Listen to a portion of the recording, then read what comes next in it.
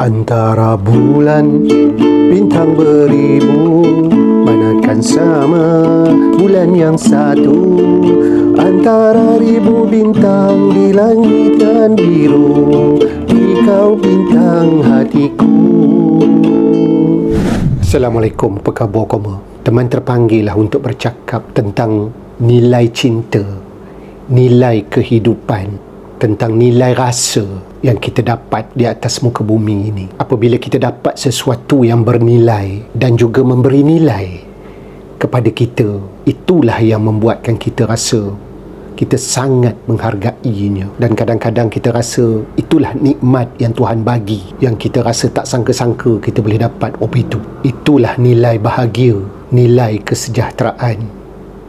Seperti mana YB Syed Saddiq merasakan bahawa dia dah ada satu dunia di luar daripada politiknya, iaitu dunia bersama Bella, yang dia rasa sangat-sangat bernilai. Di luar. Macam mana perasaannya? Oh, sekarang bahagia. Sekarang jauh lebih bahagia. Sebab saya sedang ada dunia di luar politik, dan dunia lebih membahagiakan. Tu yang teman rasa macam nak menyanyi je lagu Nilai Cinta. Mohlah koma, jangan marah kalau sumbang ya. Antara bulan bintang beribu, manakan sama bulan yang satu. Antara ribu bintang di langit dan biru, di kau bintang hatiku. Bumi yang mana tak timpa hujan, lautan mana tak bergelombang. Kiranya cinta musnah terkulai di tangkainya, hanya membawa derita.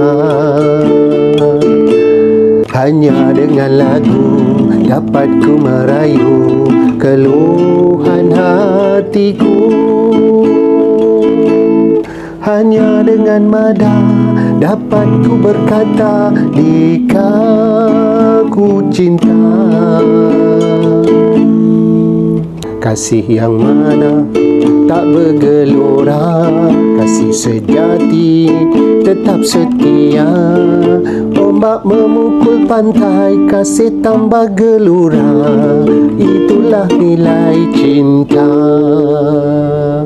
Itulah nilai cinta yang digambarkan oleh YB Syed Saddiq terhadap Bella Astilah. Satu pengalaman hidup yang tak pernah dia rasa, berjumpa dengan orang yang begitu baik, seperti mana katanya, orang yang tak ada ego, yang tak menunjuk lagak, sentiasa merendahkan diri, tak sombong.